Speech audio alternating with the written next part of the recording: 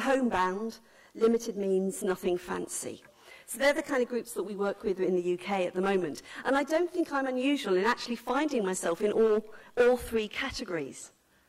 We can't be boxed. You know, as much as marketeers and the psychology tries to push us into those boxes, we do spread beyond them. Of course we do. We're humans and we are individual. We're not going to perfectly fit some of those labels. And so actually, if you want to reach me, you could see it as an advantage. And there's many more ways that you have of potentially engaging in that way. So, back to my selfie pictures of me. You've got me and you've also got my mum there. I just want to spend a little bit longer on my mum. I've gone through my list of ailments, if you like. But my mum, too, could be defined as a disabled person. She, too, has arthritis. She, too, has a hearing impairment. She, too, has long and short sight. She would never call herself a disabled person. She would never ask for something in large print. She would never ask for support at an event. She would never ask for somewhere to sit down. If her legs were aching, she'd simply go home or go outside an arts venue in terms of sitting down.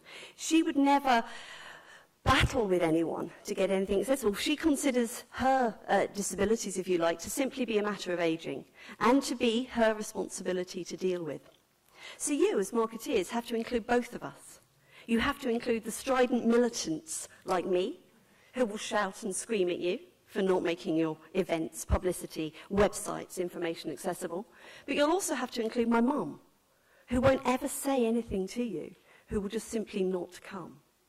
And that's a hard task. To actually involve both of us is hard.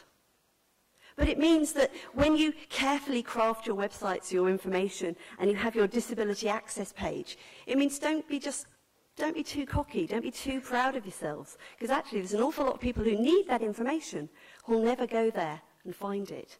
Providing the information is only one half of the battle. You've also got to make sure people know it's there and lead them to it in a way that actually supports them and the ways in which they might describe themselves. Okay, so the stats in the UK, how many of us, how many of me and my mum are out there? Well, in the UK, there's 11 million of us, which is about 6% of children, about 15% of adults, and 45% of those over pensionable age. So huge, huge increase in impairment with ageing. 1 in 4 households has a disabled person living within it. 1 in 4 in the UK. I imagine the statistics are very similar for Australia. We'll find out soon. That's a huge, huge number of people that if you don't try at all in relation to reach,